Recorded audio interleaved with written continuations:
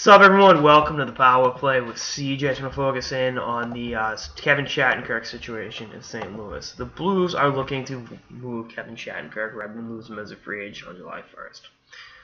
Do I completely agree with their mindset? No, but like I said in the previous piece, after watching Backus walk, last summer for nothing, St. Louis wants to capitalize on, an asset while they can, and hopefully get themselves some assets that can in return that can help them now and down the line.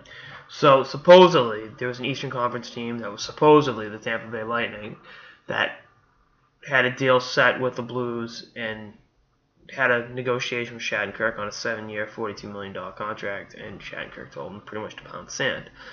That's one of the more intriguing things I can think of because Tampa, as we all know, is right on the cusp of salary cap hell.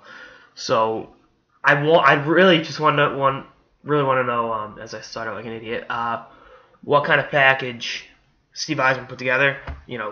Was it a roster player, a prospect, a first-round pick, and a bad contract?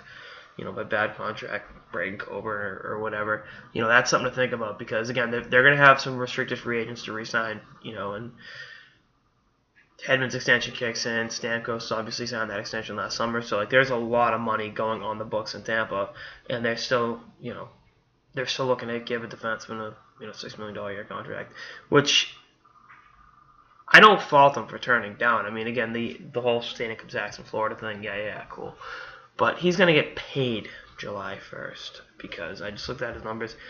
Right now, he's 3 points off his career high. He's 3 points away from his career high, and he's got 22 more games to play this season. So, he's $6 million. Yeah, that's cute. Some team might offer him 7.5. And the other thing is, from what I hear, it's the New York Rangers and maybe the Boston Bruins are the two teams that he really wants to play for. Come July 1st. Again, New York area native, grew up a Blue Shirts fan, and then he obviously played college hockey at Boston University and spends a lot of his time in the Boston area during the offseason. So, that's something to think about for him. But this is just one of those things to keep an eye on because I think he's a hell of a player. He's going to get paid.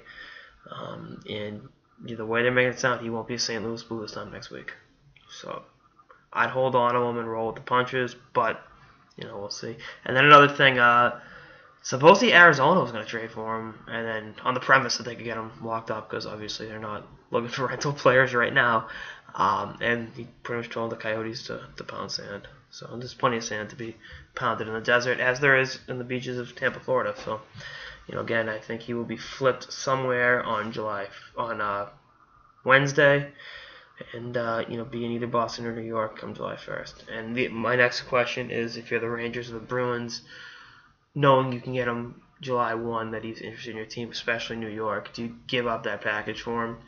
And the Rangers I'm torn on because on one hand, they haven't had a first-round pick in 5 years. Their highest pick in the last 5 years was the 42nd pick. And, that lack of sustainability has kind of, their ability to flip picks, has let them get rental players, like a Keith Yandel, like a Marty St. Louis, and not even a rental player, but like Rick Nash, they gave up one first-round pick in that trade. So, the opportunity to add a young player with a first-round pick this year would be great. But at the same time, this is the last hurrah, I think. One of the last hurrahs for Henrik Lundqvist because he's not getting any younger, quite frankly. That nucleus is not getting any younger. So if you have the opportunity to add a guy like Kevin Shattenkirk, why not just say damn the torpedoes and just deal with the results down the line? I mean, the Rangers and Kings are in such similar situations with their, asset management, in fact, that they've been selling off, prospects and picks for all these years to add players to help them win now. And in the Kings case, it's worked out because they've won 2 cups. But in the Rangers case, obviously, one final appearance since 1994. This leaves a little bit to be desired. But we'll see how it all shakes itself up. But I don't think Shattenkirk will be playing for the Blues as of this time next week. And I think he will be in New York with a slight chance of maybe Boston come July. Anyway, that's all I got in this episode of the Power Play with CJ. Stay tuned for episodes throughout the season and beyond. Later, guys.